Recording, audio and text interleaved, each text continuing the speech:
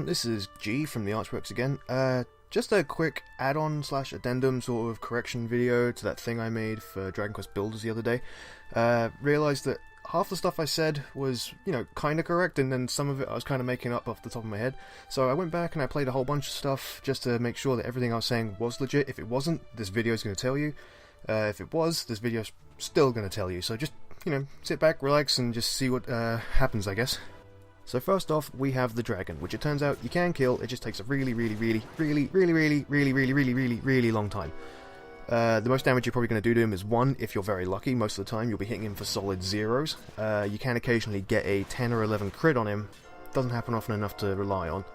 The tactic I found that works best for me anyway, it might not work best for you, you probably have your own one, whatever, is to circle around him and bait out his fire breath, hit him about 5 times, and then just back off while he does his spin attack.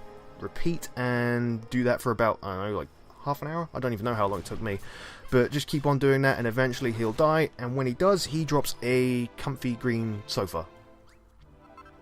It's kinda cool, I guess. My villager's like jumping all over it. Just thing, I guess. So I mentioned at the beginning of the last video that you can change your character's appearance. What I forgot to mention is that if you save your world, quit out, and change it again, that will overwrite what your character looked like in your saved game. So in the last video I mentioned that there is a bright area that you can work in. What I forgot to mention is that is your designated town zone.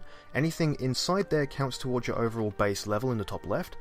And if you build a stonemason's workshop or a kitchen in that area, it will count as an actual stonemason's workshop and kitchen, and your villagers will use it. So that's what I meant by the bright area in the last video, that I forgot to mention what it did. So the reason I showed off that you can break the stairs and replace them in your town is because typically that you're not really supposed to be able to break stone in the demo, and they are clearly made of stone.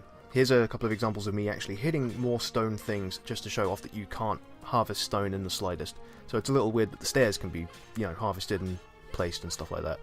Also, you can't break the door for your main house. You'll know it's the main door because it's the only one that you didn't specifically make and is not made of thatch. Also, on the topic of stairs, there is a monument of some kind near where you find Rollo, the ginger-bearded book NPC that you just find in the mud hut. Nothing in that area can be broken, including the environmental details. It's like it's protected by some sort of weird force or something. I don't really know what it is. In the previous video, I said I'd built the smallest building possible, and that was a 4x4 that included 1 bed and a torch. And it turns out I was actually right, that is the smallest building you can make. I didn't actually know that when I said it in the video. What I meant to say in the video was this was the smallest room you could build outside that had a bed in it. But that was obviously more than I wanted to say at the time. But it's actually completely true. You can make a 4x4 and that is the smallest. I've tried making a, I'm trying to think of the dimensions now. Basically a room with only 2 blocks inside it. If you want to tell me what that is, thank you. I at the moment I can't think of it, but yeah, if you build that, that doesn't count. Basically, you need enough room for at least a torch and a bed or something in it, at least as far as I've seen. So I didn't know this before I recorded the other video, but it turns out you can use things like the cooking fires and the stonemason's work tables outside of the village, no matter what you're doing.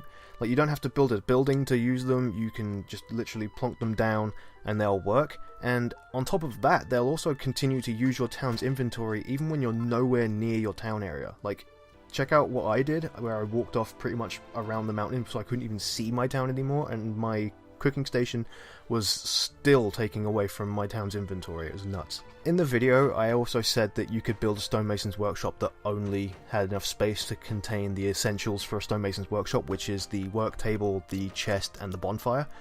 I didn't actually know that was a thing you could do, I was just saying that. Turns out I was completely correct, so that's a thing. I also showed you how to get to the poisonous swamp in the previous video, but what I forgot to mention was that there are these bushes that you can knock down to get strong stalks. At the moment, in the demo at least, they currently don't do anything, but I completely neglected to even bring them up. I think it's because I just knew they didn't do anything and didn't feel like they were worth mentioning, but then I realised, oh wait, maybe they were.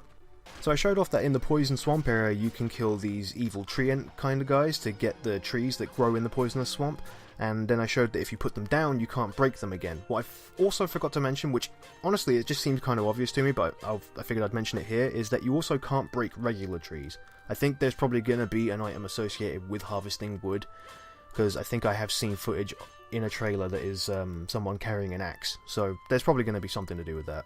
Another thing I completely forgot to mention is that there were these rocks that are in your town. You can't break them. You can break the little ones that are near them. I didn't have any examples to show you, but they're just these tiny little rocks. But there are these bigger ones that are next to them, or just in your town. There's at least 2 of them, to my knowledge.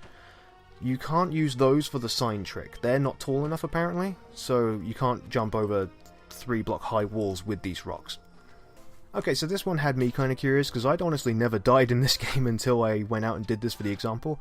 It turns out when you die in the wild, or I guess you could probably die in town if you jump off something high enough, you will drop half of each of your items. It's not like Minecraft where you just lose the entire inventory. You just drop half of each of the items you have. So let's say, for example, you have, I don't know, 6 torches and 10 dirt. You'll end up with 3 torches and 5 dirt when you die. So another interesting thing about dropping items, now that we're on that subject, is that it doesn't seem to ever despawn. There's like items that are in my world that I dropped ages ago. Like literally at the beginning of the game while I was harvesting berries, I just forgot to pick one up and it's still there. This is like hours later. So unlike Minecraft where there's like a 5-minute despawn timer if I'm remembering correctly, this game doesn't seem to have any, and it actually remembers it when you save and quit that there are items there. And last point I've got listed down is that slimes and I assume other monsters can't open doors. I would have tested this with more monsters, but slimes were the most convenient. So here's some footage of a slime trying to open my door to my town, and he can't, and then he eventually will just give up and go away. I wish I had footage of this, but I don't. The skeletons in the raid quest towards the end of the demo also in my file tried to open the door but couldn't, because obviously they spawn outside your town. It seems to me that no monster will ever spawn inside your village area. I mean, I've seen ghosts teleport in, but that's as far as I've seen it go. But as I said, most monsters it seems can't open doors, so if you have a walled off society, it seems to be the safest option. I don't know if they're planning on bringing in siege monsters or anything like that, because I know there's, in Dragon Quest anyway, there's like stone golems and stuff like that seem to be pretty huge. So maybe they are able to knock down weak walls, like make like stone, like weaker stone and maybe mud. I don't know, but we'll see when the game finally comes out. And that's all I've got for you at the moment. If it turns out I'm wrong still about any of this, because there's still a very good chance I could be, like honestly, I'm the worst when it comes to fact checking. Or if I've still managed to leave something out, even though I feel like I've at this point looked into just about everything there is. So, you know, but like I said, if there's anything, just drop me a comment, let me know. I will happily go back in and I will have another look around. I'll see what else I can find out. Up to you guys, really. Hope you enjoyed this. Hope it's been just as enlightening as the other video. And hopefully I got everything this time, so that when the actual game comes out, I can just jump straight into it without having to introduce too much. So I guess I'll see you then. Bye-bye.